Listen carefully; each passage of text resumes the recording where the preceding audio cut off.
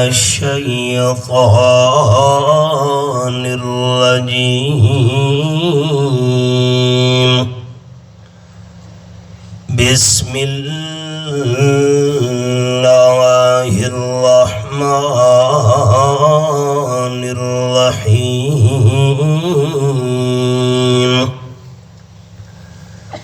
فمن كان يرجو لقاء ربه فليعمل عملا صالحا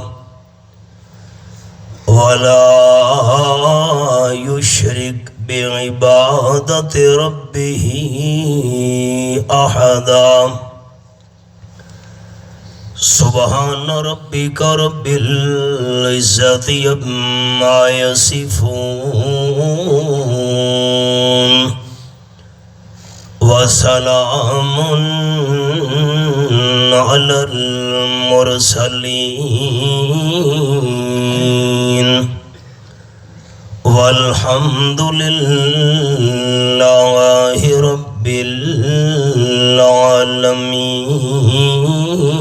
العالمين إن الله وملائكته يصلون على النبي يا أيها الذين آمنوا صلوا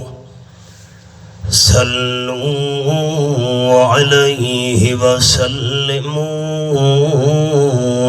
تسليما درود شریف اللهم صل على محمد وعلى آل محمد كما صليت على إبراهيم وعلى آل إبراهيم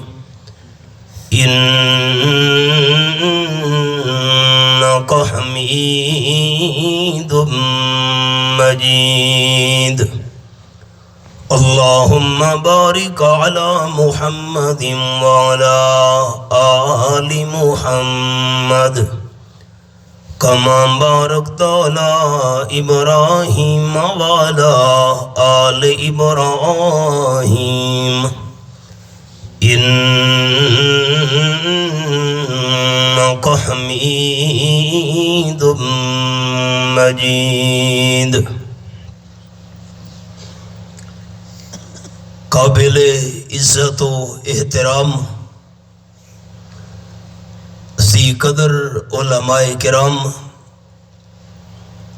معززین علاقہ دوستوں بزرگوں بھائیوں عزیز ساتھیوں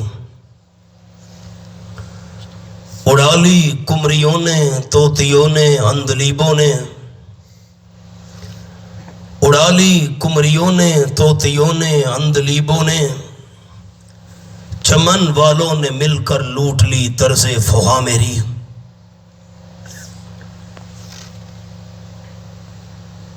علم و عمل حسن بیان اور تقوی ہر لحاظ سے مجھ سے بہت ہی بہتر اور افضل جلیل القدر علماء کرام خطباء عظام خصوصاً فصیح اللسان صاحب الفصاحت والبلاغہ جناب حضرت مولانا علی احمد صاحب زید مجدہ اور دیگر اکابرین آپ دوستوں کے سامنے قرآن و سنت کے جواہر پارے پیش فرما چکے میں تمام اپنے اکابرین اور مشائخ کے لیے دعا گو ہوں رب العالمین ہمارے تمام بزرگوں کا بیان فرمانا اور عام دوستوں کا سننا قبول فرمائے آج ایسے وقت میں اس جامعہ میں حاضری ہو رہی ہے کہ استاذ العلماء شیخ التفسیر والحدیث خطیب بلوچستان حضرت مولانا محمد یوسف صاحب رحمۃ اللہ تعالی علیہ ہمارے درمیان تشریف فرما نہیں. بچھڑا کچھ اس ادا سے کہ رت ہی بدل گئی، بچھڑا کچھ اس ادا سے کہ رت ہی بدل گئی، ایک شخص سارے شہر کو ویران کر گیا۔ تقریباً 15 سال کی طویل مدت کے بعد پھر ایک مرتبہ عام دوستوں کی خدمت میں میری حاضری ہو رہی ہے۔ وفات سے پہلے حضرت نے مجھے فون کیا کہ رمضان اور شعبان ان 2 مہینوں میں جو اس جامعہ میں ہمارا دورہ تفسیر کا ایک سلسلہ ہوتا ہے، اس کے اختتام پر تو حاضر ہو کر دین کی چند باتیں عوام کے سامنے بیان کر۔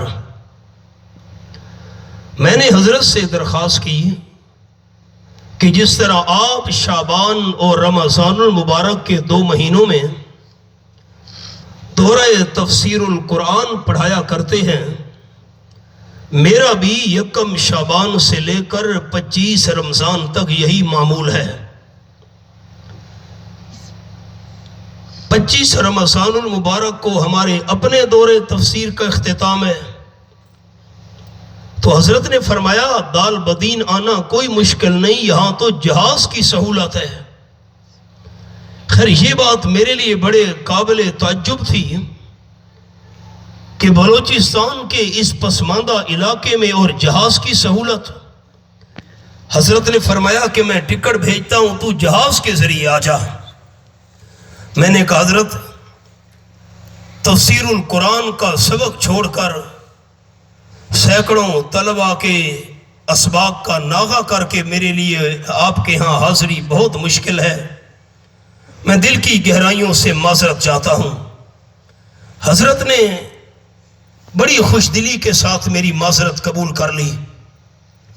کیا پتا تھا کہ زندگی کے اندر دوبارہ ملاقات نہ ہو سکے گی۔ اجالے اپنی یادوں کے ہمارے ساتھ رہنے دو، اجالے اپنی یادوں کے ہمارے ساتھ رہنے دو، نہ جانے کس گلی میں زندگی کی شام ہو جائے۔ ہمارے پاس حضرت کے لیے سوائے مغفرت کی دعاؤں کے اور کوئی سرمایہ ہی نہیں، البتہ صدقہ جاریہ کے طور پر یہ جامعہ اور یہ جامع مسجد جتنے تک قرآن و سنت کی صدائیں یہاں سے بلند ہوتی رہیں گی، انشاءاللہ حضرت کے لیے ہمیشہ ہمیشہ کا یہ صدقہ جاریہ رہے گا۔ میں دل کی گہرائیوں سے ان کے لیے دعا گو ہوں۔ توحید و سنت کے عاشق تھے اور شرک اور بدعت سے ان کو بڑی نفرت تھی۔ جب بھی بلوچستان میں کٹھے بیان کرنے کا موقع ہمیں ملا تو حضرت کی کوئی بھی تقریر توحید و سنت کے بیان سے خالی نہیں ہوتی تھی۔ یہ ایک بڑا ان کے اندر جذبہ سا تھا۔ ہمارے پاس تو ان کی حسین یادیں ہی باقی رہ گئی ہیں۔ میں دعا کرتا ہوں اللہ ان کی مغفرت کاملہ فرمائے، آمین کہہ دیں۔ رب العالمین بہشت برین میں انہیں اعلیٰ درجات سے مالا مال فرمائے، اور صرف ان کے صاحب زادے ہی تعزیت کے قابل نہیں بلکہ علاقہ بھر کی پوری جماعت تعزیت کے قابل ہے۔ ہزاروں سال نرگس اپنی بے نوری پہ روتی ہے، ہزاروں سال نرگس اپنی بے نوری پہ روتی ہے، بڑی مشکل سے ہوتا ہے چمن میں دیدہ ور پیدا۔ جو کچھ میں عرض کرنا چاہتا ہوں، میں ابتدا ہی میں یہ دعا کر رہا ہوں، رب العالمین میرا سنانا اور آپ دوستوں کا سننا اپنی رضا کے لیے قبول فرما کر حضرت مرحوم کی ایصال ثواب کا ذریعہ بنا کر مزید اللہ کریم ان کے درجات بلند فرمائے۔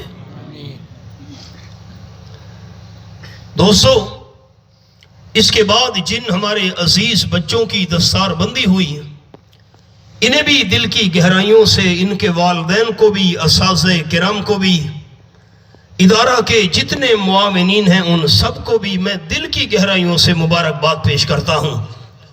رب العالمین ہمارے ان عزیزوں کا یہ عمل ان کے لیے، ان کے والدین کے لیے، اعزاء و اقارب کے لیے اور ادارہ کے معاونین کے لیے بخشش اور نجات کا ذریعہ بنائے۔ میں نے قرآن مجید کی ایک آیت مبارکہ کے ایک حصے کی تلاوت کی ہے اور اس مناسبت سے کی ہے کہ حضرت کی وفات کے بعد یہ میری پہلی حاضری ہے۔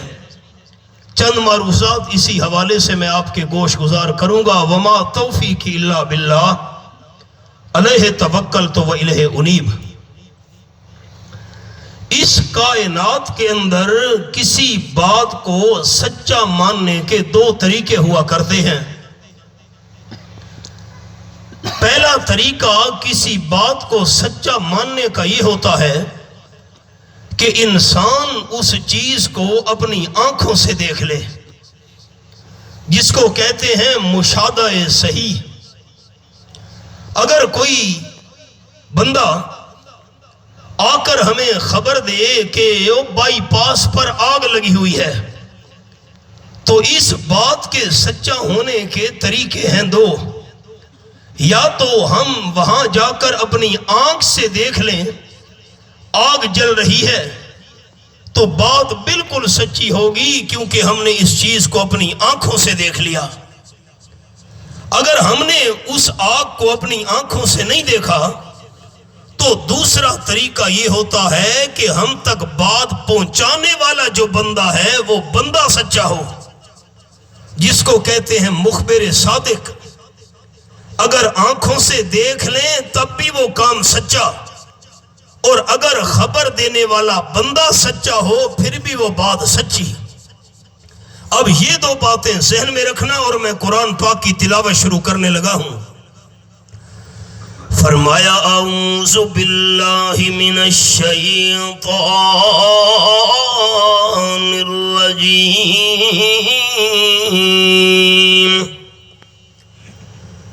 بسم اللہ الرحمن الرحیم،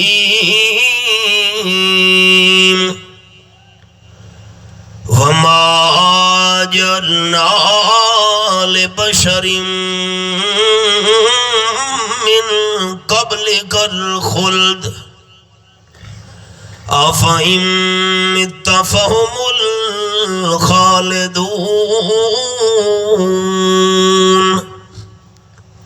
آیت نمبر 34۔ سورت کا نام سورت الانبیاء، 17واں پارہ۔ آپ صلی اللہ علیہ وسلم کے دشمن کہنے لگے آمنہ کے لال صلی اللہ علیہ وسلم دنیا سے چلے گئے تو قرآن پاک کی دعوت بھی بند ہو جائے گی۔ آپ صلی اللہ علیہ وسلم کے رخصت ہونے کے بعد لا الہ الا اللہ کے نغمے بھی بند ہو جائیں گے۔ حبیب کبریا صلی اللہ علیہ وسلم کا دل بڑا دکھی ہوا۔ قرآن پاک کے الفاظ، 14واں پارہ، سورت کا نام سورت الحجر، یہ میرے سامنے 14واں پارہ آیت نمبر 97 سورت الحجر کھلی ہوئی ہے۔ فرمایا وَلَقَدْ نَعْلَمُ أَنَّكَ يَضِيقُ صَدْرُكَ بِمَا يَقُولُونَ۔ مجھے اللہ ہونے کی قسم ہے، میں اچھی طرح جانتا ہوں میرے حبیب صلی اللہ علیہ وسلم دشمن جو باتیں کر رہے ہیں، دشمنوں کی باتیں سن کر آپ صلی اللہ علیہ وسلم کا سینہ تنگ ہو رہا ہے۔ دشمن کہہ رہے ہیں حضور دنیا سے چلے گئے، اسلام کی دعوت بھی ختم ہو جائے گی۔ میرے حبیب صلی اللہ علیہ وسلم دشمنوں کی باتوں کا جواب آپ نے نہیں دینا، میں لا خود جواب نازل کر رہا ہوں۔ آیا جواب، فرمایا وما جعلنا لبشر من قبلک الخلد، آپ صلی اللہ علیہ وسلم سے پہلے میں اللہ نے کسی انسان کو ہمیشہ زندہ رہنے کے لیے نہیں بنایا۔ اگر ہمیشہ زندہ رہنے والا ہے تو صرف اللہ کریم ہے۔ میں دیکھنا چاہتا ہوں دال بدین کے دوست جاگ رہے ہیں یا سو گئے؟ اللہ کا نام کون اونچا لے گا؟ ہمیشہ زندہ رہنے والا کون ہے؟ نہیں، ایسا نہیں، ہمیشہ زندہ رہنے والا کون ہے؟ قرآن پاک کے الفاظ یہ میرے سامنے، رب العالمین کی لا ریب کتاب، سورت کا نام سورت الرحمن، فرمایا کل من علیہا فان ویبقا وجہ ربک ذو الجلال والاکرام، یہ والا آیت نمبر 26 اور 27۔ ہر ایک چیز پر فنا آنے والی ہے، اگر فنا سے پاک ہے تو صرف اللہ کریم ہے۔ میرے محبوب صلی اللہ علیہ وسلم آفَإِن مِّتَّ فَهُمُ الْخَالِدُونَ، آپ صلی اللہ علیہ وسلم دنیا سے رخصت ہو گئے تو میرے حبیب صلی اللہ علیہ وسلم آپ کے دشمن بھی ہمیشہ نہیں رہیں گے۔ اب آپ خیال، امام الانبیاء صلی اللہ علیہ وسلم دنیا سے تشریف لے گئے، لیکن قرآن و سنت کی دعوت کا کام 1400 سال بعد بھی جاری و ساری ہے، قیامت تک رہے گا انشاءاللہ کہہ دو۔ حضرت مولانا محمد یوسف صاحب رحمہ اللہ کی وفات سے اگر کسی کو یہ مغالطہ ہو کہ توحید و سنت کا مشن رک جائے گا، نہ، جتنے تک یہ مدرسہ ہے اور مسجد ہے انشاءاللہ العزیز ان کے صدقہ جاریہ کے طور پر یہ توحید و سنت کی دعوت کا پیغام ہمیشہ گونجتا رہے گا۔ کسی انسان نے دنیا میں ہمیشہ نہیں رہنا۔ میرا جملہ خیال سے سننا جاگنے والے دوست، کیوں ہمیشہ نہیں رہنا؟ ایک تو ہم اپنی آنکھوں سے دیکھ رہے ہیں جو بھی دنیا میں آیا اس نے موت کا جام ضرور پینا ہے، آنکھوں سے دیکھ رہے ہیں۔ اور نمبر 2، کسی نے ہمیشہ نہیں رہنا، یہ بات کہنے والا اللہ کریم سب سے بڑا سچا ہے۔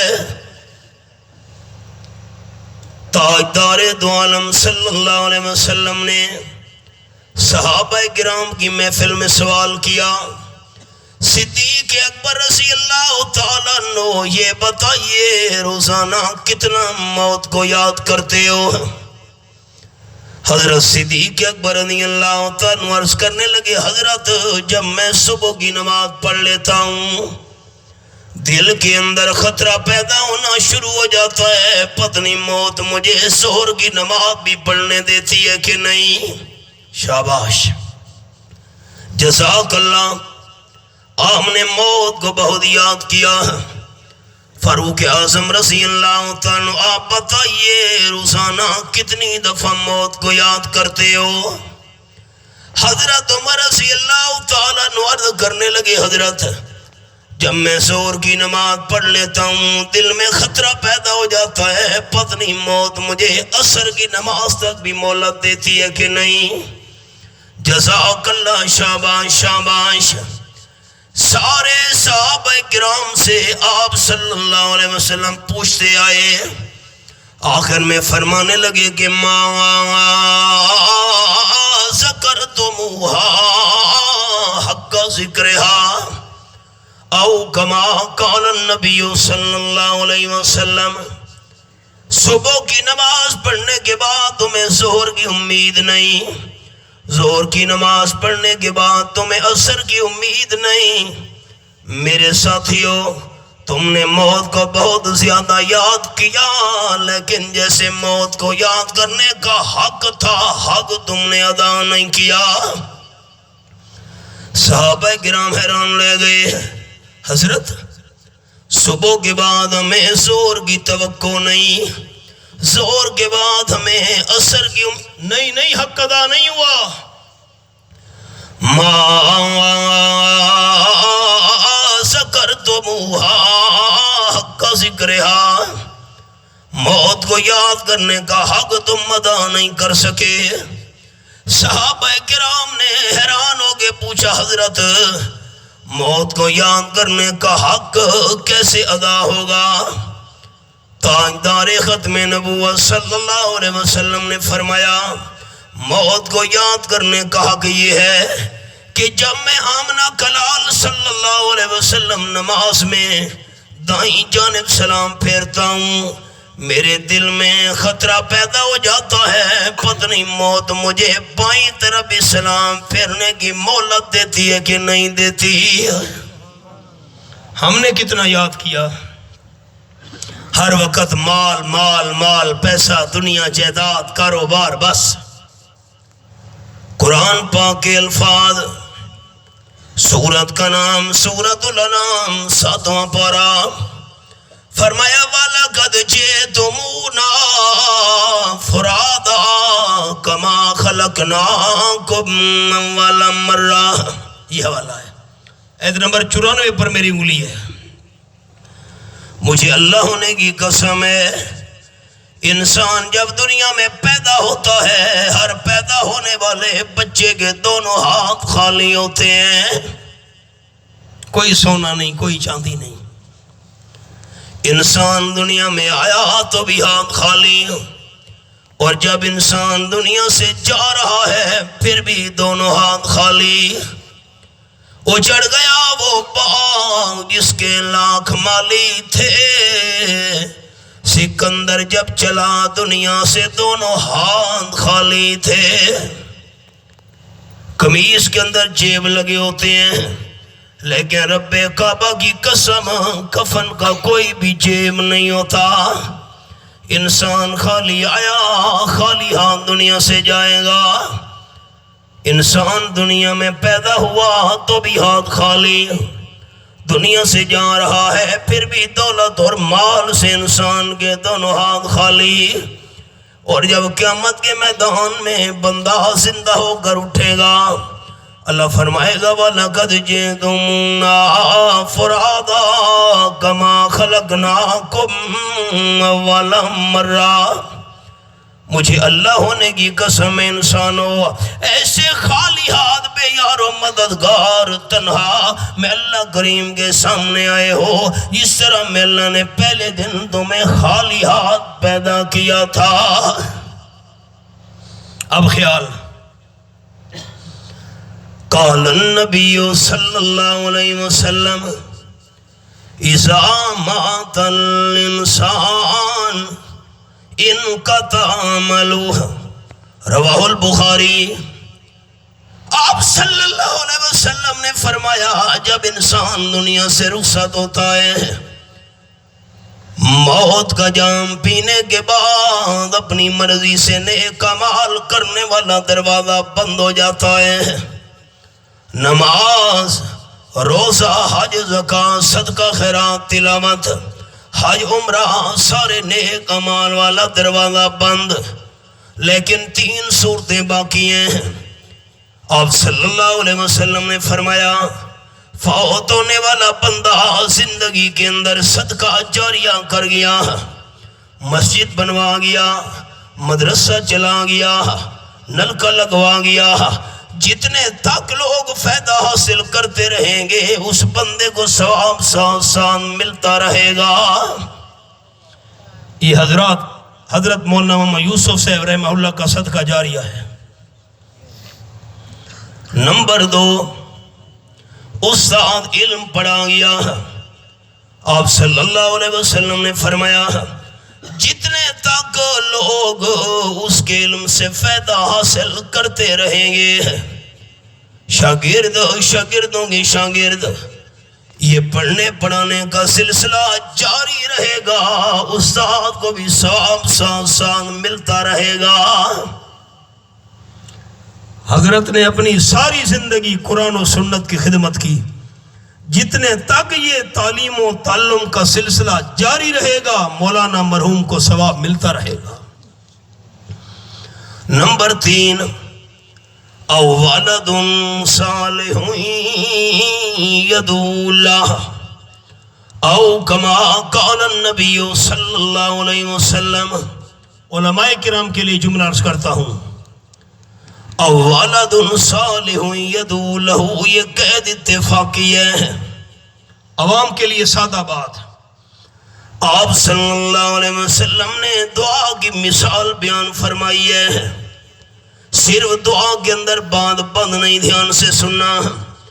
فوت ہونے والا بندہ اپنے پیچھے نیک اولاد چھوڑ گیا، نیک اولاد جو بھی نیک عمل کرتی رہے گی والدین کو ثواب ملتا رہے گا۔ دھیان سے بات سننا، دھیان سے عوام ساتھی۔ اولاد نماز پڑھے گی، روزہ رکھے گی، حج کرے گی، زکوٰۃ ادا کرے گی، نیک اولاد قرآن پاک کی تلاوت کرے گی، اللہ کا ذکر کرے، جو بھی نیک عمل اولاد کرے گی جیسے نیک اعمال کا ثواب اولاد کو ملے گا، اولاد کے نیک اعمال کا ثواب والدین کو بھی ساتھ ساتھ ملتا رہے گا۔ لیکن یہ تو تب ہے نا انسان پیچھے نیک اولاد چھوڑ گیا ہو نا۔ 18 دن تک ایک بندہ آغا خان ہاسپٹل کراچی میں داخل رہا، دھیان سے سننا بات، بوڑھا آدمی تھا، شیو کراتا تھا، اس کا ایک بیٹا تھا امریکہ کے اندر، اسے اطلاع کی گئی تیرا والد ICU میں ہے، بچنے کی امید نہیں ہے، تو چھٹی لے کر آ۔ بیٹا جب کراچی ایئرپورٹ پر چھٹی لے کر اترا، آغا خان ہاسپٹل کے اندر والد کی ڈیتھ ہو چکی تھی، والد فوت ہو چکا تھا۔ ایسے میں سنی سنائی بات نہیں کر رہا، کتاب میرے پاس موجود ہے، کراچی سے کتاب چھپی ہے، اور درد دل سننا میرا۔ بیٹا ایئرپورٹ سے جب آغا خان ہسپتال پہنچا، 18 دن تک بوڑھا والد ہسپتال میں چونکہ داخل رہا تھا تو داڑھی کے بال بڑھ چکے تھے، پہلے تو شیو کراتا تھا وہ بوڑھا، اب میرا دل کانپتا ہے کہ میں الفاظ نقل کروں۔ جب بیٹا ہاسپٹل کے اندر پہنچا اور اپنے والد کا چہرہ دیکھا تو یہ الفاظ ہیں کتاب کے اندر، والد کا چہرہ دیکھ کر کہنے لگا یہ کیا واہیات شکل ہے، معاذ اللہ، نائی کو بلا کر، حجام کو بلا کر مردہ والد کی شیو کرائی اور اس کے بعد قبر میں دفن کرایا۔ انسان جب اولاد ایسی چھوڑ کر جائے گا تو موت کے بعد انجام یہ ہونا تھا نا۔ اور اگر نیک اولاد چھوڑ گیا، اب ذرا مثال سنیے، ان بچوں کے حوالے سے بھی بات عرض کر دوں۔ امام رازی رحمت اللہ علیہ نے لکھا تفسیر کبیر کی پہلی جلد کے اندر، بسم اللہ شریف کی شرح کرتے ہوئے، اللہ کریم کے پیارے پیغمبر حضرت عیسیٰ علیہ السلام چلے جا رہے تھے، ایک قبر کے قریب سے گزرے، اللہ کریم نے نظارہ قدرت کا کرایا، قبر والے کو سخت قسم کا عذاب ہو رہا تھا۔ اب عقیدے کا مسئلہ ہے، دل کے دروازے کھولنا عوام ساتھی۔ موت کے بعد قیامت سے پہلے عذاب بھی برحق ہے، ثواب بھی برحق ہے۔ پھر جملہ دہرا رہا ہوں، موت کے بعد قیامت سے پہلے عذاب بھی برحق ہے، ثواب بھی برحق ہے، لیکن اس کی کیفیت اللہ کریم کے بغیر کوئی نہیں جانتا۔ رب العالمین اگر چاہے کوئی قدرت کا نظارہ دنیا میں رہنے والے انسانوں کو کرانا چاہے، اللہ کریم قادر ہے۔ حضرت عیسیٰ علیہ السلام کو اللہ نے قدرت کا نمونہ دکھایا، قبر والے کو سخت عذاب ہو رہا تھا، عیسیٰ علیہ السلام پریشان ہو گئے، جس کام کے لیے جا رہے تھے چلے گئے، 3 دن بعد واپسی ہوئی، اسی قبر کے قریب سے گزرے، اللہ نے پھر قدرت کا نظارہ دکھایا، اسی قبر